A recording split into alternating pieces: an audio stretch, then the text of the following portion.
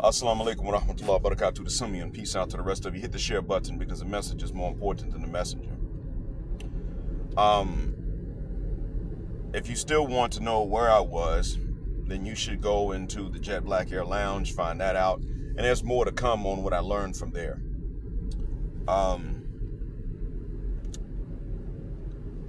Shouts out to all that came through on Cash App, but when I got back into Saudi and I could view my activity again, I saw that no one sent anything. So I wasn't missing anything, really, except the ability to load a list of the activity. That's all. But the balance was the same because that actually was the balance.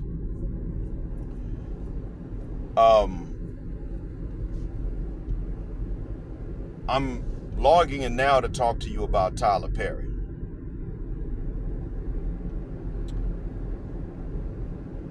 And what sisters are saying. He's making movies like he's always done. Struggling black women, overcoming odds and all that. Just facing trials and tribulations. And that's because that's how his own single mom and the entire N19 culture of America presented sisters to him like it did to the rest of us. Plantation nigger trauma passed down as culture. The celebration and the glorification of trials and tribulations is exactly what was presented to him. So he simply did what sisters did. That's how he presented himself.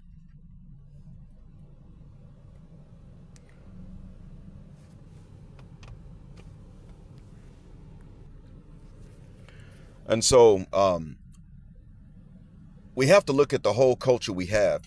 And I want y'all to understand how much the church plays into this.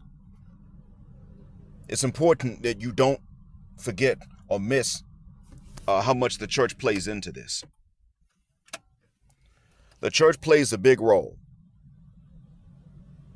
a major role in this.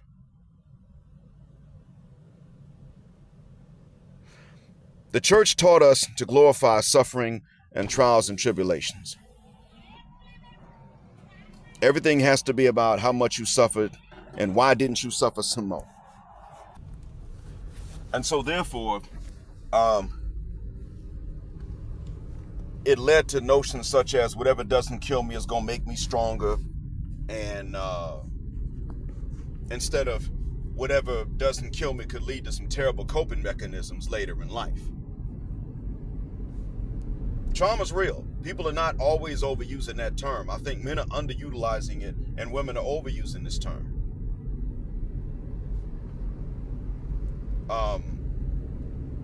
But it is real. Black folks are traumatized on the continent, in the Caribbean, in North America, in South America, in Melanesia even. I mean, black folk just done caught it.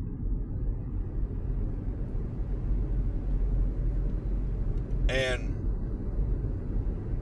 frankly, for generations, I've been sick and tired of the church culture of wailing and moaning and glorifying suffering as if that's the purpose of life.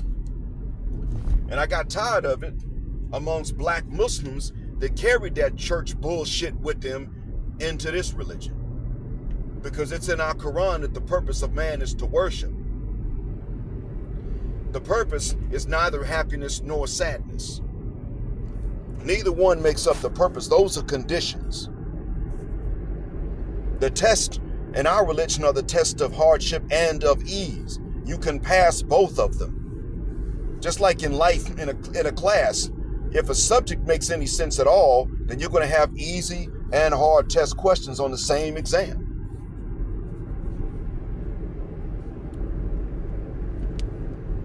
And I keep telling people that if you glorify sufferers, then you are by extension going to glorify the suffering.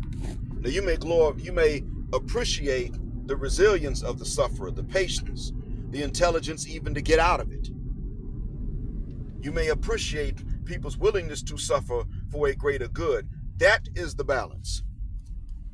Niggas glorify sufferers. And therefore, and then don't even do that.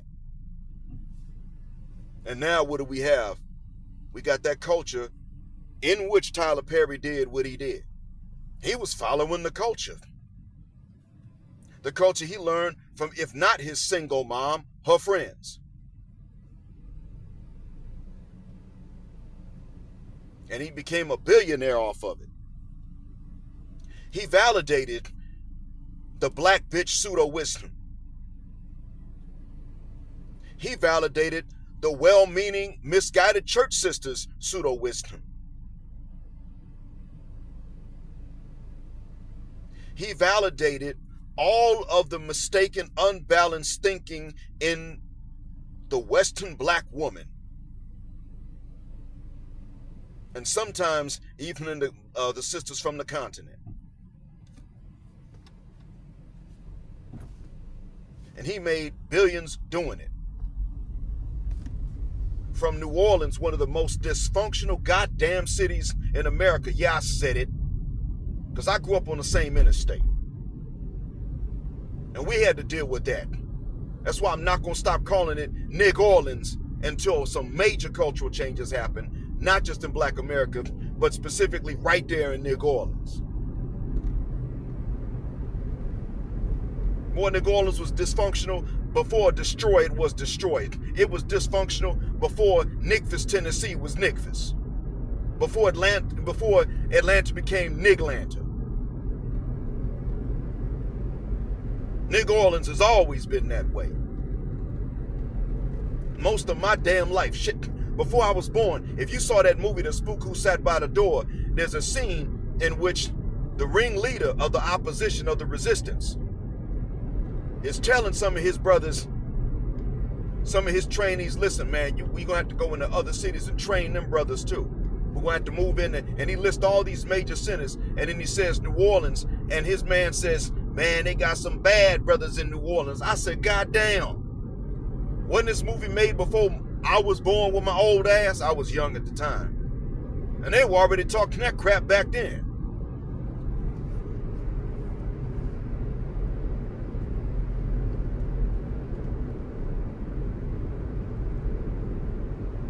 And so,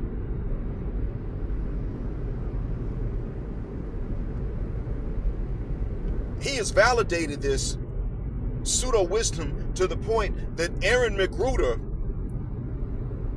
might now be 2 decades ago, or close to it, was able to successfully and very studiously satirize Tyler Perry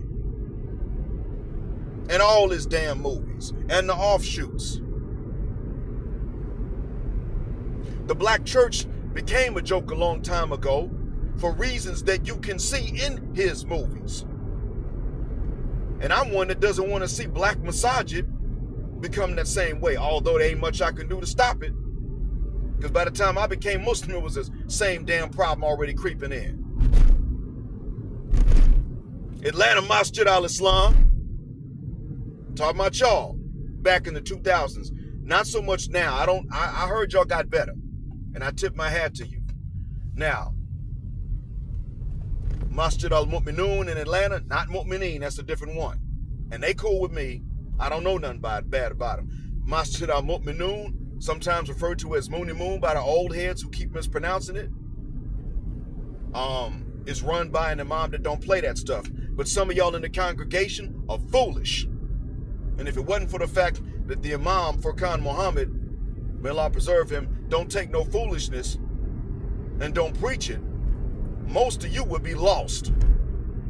And I hope Allah keeps him alive for decades more, because y'all need it. You ain't ready to have to replace him with another imam.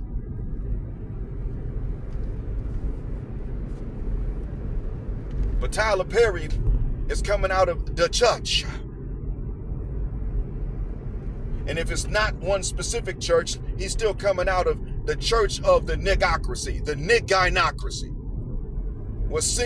Where black women run the show and single mothers, especially if they got multiple baby daddies, are the queens.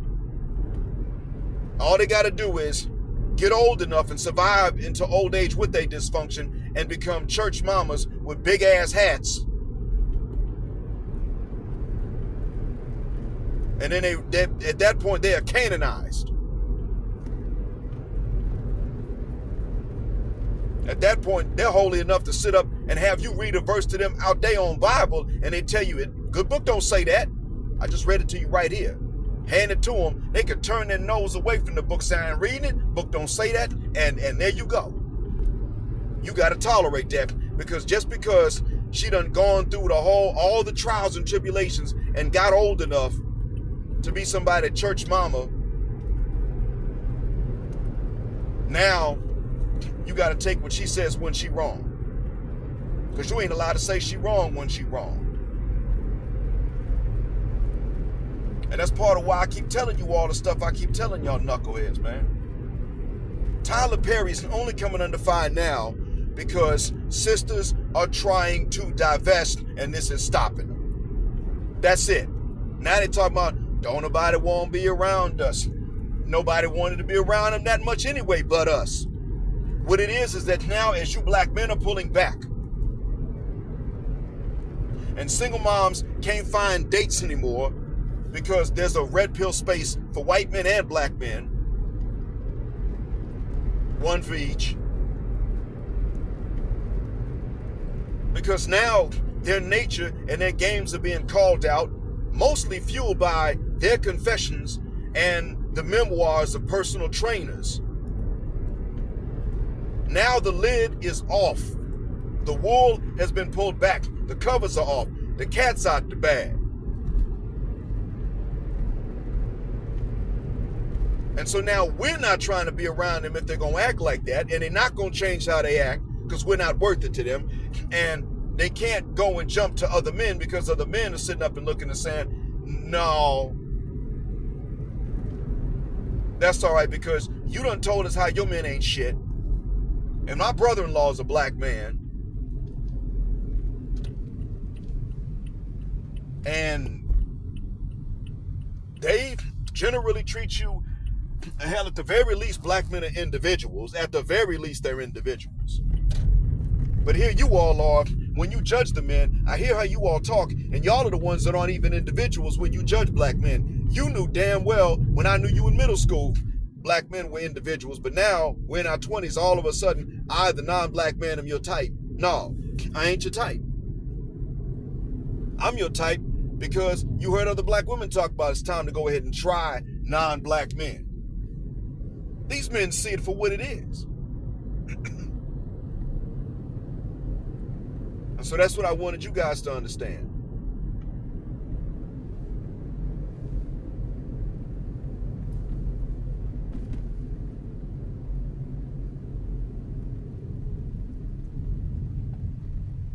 I wanted you guys to realize what this was. And I hoped, and I saw, to their credit, I saw a few guys telling what it is. AC. I was listening to him when I was taking my last shower in the vacation destination before getting ready to board the plane to come back. And he gave a good take on what's causing this now. Lion in MGTOW said the same thing. I heard it this morning. But as a man that can pass as non-black, I'm telling you what it is. I'm letting you guys know, man, sisters, and it ain't even just in America. I was told years ago that black women here in the Gulf cannot say no to a non-black man offering to marry them. I was told that years ago. And I thought, yeah, you BSing, bro. But what I've come to realize is that they can, they just don't. For the most part. I remember years ago meeting this man. He was a driver. And he told me about it. He and this black lady wanted to get married, and his dad was like, you know what, I will pay for your wedding if you marry someone that ain't. And he said his wife, currently his wife, a non-black woman, is good to him. He does love her. But he didn't stop loving that black woman. However, his family wasn't going to have it. And I said, does your family hate her? He said, hell no, they don't hate her. She didn't do anything wrong. But Arabs don't want to become black.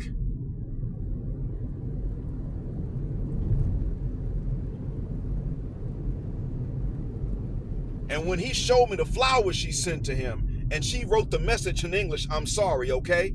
She hadn't done nothing wrong. He was the one that had to tell her, my family ain't approving, even though that's not required in the Sharia. He was the one that had to tell her, my family's not approving. I'm just not I'm not disowning my family. You didn't do anything wrong. I'm just not disowning them. And I said, look, you chose your family over her. And at this point, she's going to have to learn. And I told him straight up, if y'all really love each other, you're not wrong for that, but she's still going to have to learn to accept that you can't marry her. She's going to have to learn to love herself enough to stop torturing herself. She sent you this and she apologized for something that she didn't do. She apologized because you decided to stay with your family. And he told me about a friend of his who married a black woman, and that friend's dad disowned him. It wasn't the woman that he hated. The friend's dad disowned the son, not because he hated the woman, but because the son had betrayed something that in their culture by agreeing to be with a black woman and having little black children. Little blarabs. That was enough. It's like, why would you do that? That's their mindset. So I want you guys to know what it is that these sisters are facing and what they're willing to go up against to try to not be with you. But they want you to always agree, like Umar Ungawa, fist in the air, Islam ain't black enough, Johnson, and what he agrees to. They want you to agree like him that you're going to keep it black even when they're trying to make it white. And Tyler Perry's movies were merely following what they taught. And now they're pissed. Tyler Perry's movies are exactly what black women wanted us to think about them. Exactly what they told us they were. Exactly how they told us to make movies about them. Exactly that. But now they decided that they want to rest in their femininity, which they don't have the right to do. And when I say they, I'm talking about the ones that talk with a growl and talk about being strong and independent, even the ones that raise their voice and preach and glorify suffering. Even they don't get to rest in their femininity. No, you think the purpose of life, the purpose of God creating you was for you to suffer? Get your ass out there and suffer. You like that white man? Can't have him just because you like him. You don't want that black man? You need him. He's good for you because you're going to suffer with that black man. So that means he's good for you. I mean, after all, this is what they're saying that life is about, suffering. So now that he has done this, mind you, he was one of their favorites. And this is the main lesson I want you to take from them. Tyler Perry's one of their favorites. Has he not been? He dresses like them to play one of the roles, although he does also dress to play the brother of Medea. Just as just an older man, he still is famous for Medea, not the character of her brother. And so he's one of the favorites, and this is how they treat him because they decided that they wanted a better shot at getting some white guys, not other men of color. Oh no, straight white. You know, we black men have pretty much even, and I mentioned before how we said that if we'll get with somebody, we'll get with someone that's not white. And you got this pro-black man on I Never Knew TV, Jamaican man on their pro-black business. And he was talking about how if a woman is not black, then black men have to be careful about how they're going to view black people and how you have potentially married an enemy. I know, right? That's exactly what black women want you to think. Yet when they do step out, they step out with a white man. So they jump over every man of color. Every other man of color. Get them a white dude, if they can. And if they can't, well, I told you this type of stuff they'll go through trying. Tyler Perry is a lesson for us specifically, and that when you try to please and you try to love a traumatized woman back to healing, you're only going to be discarded at some point. They will literally, if they're nice about it, they will literally sit there and thank you for healing them enough to find the confidence to go and love the man that they love, or approach the man they want, or pursue the man they want. Really, but one of the greater lessons that he is teaching us at this point is that the way to determine a cause and its worthiness of your loyalty is nothing other than its justice, its righteousness. You, gentlemen, you, brethren, have been opposing certain things, i.e., racial injustice, because it's injustice. They have been opposing these things because they just wanted a different status, and then they turn around and project this onto you. And if you remain loyal, while they are not really loyal, but they're just going after what it is that we see them going after, which is just status and the ability to turn around and do the same thing to someone else, then understand that your loyalty is going to be thanked by treachery. That's why. If you do what they ask you to do, they will blame you for it. Might as well not do it. So I hope that this helps. Thank you for listening. As always, black heart, black mind, blackout, assalamu alaikum, and black heterosexual non-select male power just because they don't like it in a black patriarchy until extinction or judgment day. Thank you for flying with us here on Jet Black Air. Again, with the phrase jet black is also a verb. Keep jetting black with us until the wings and the wheels fall off. Gender justice forever.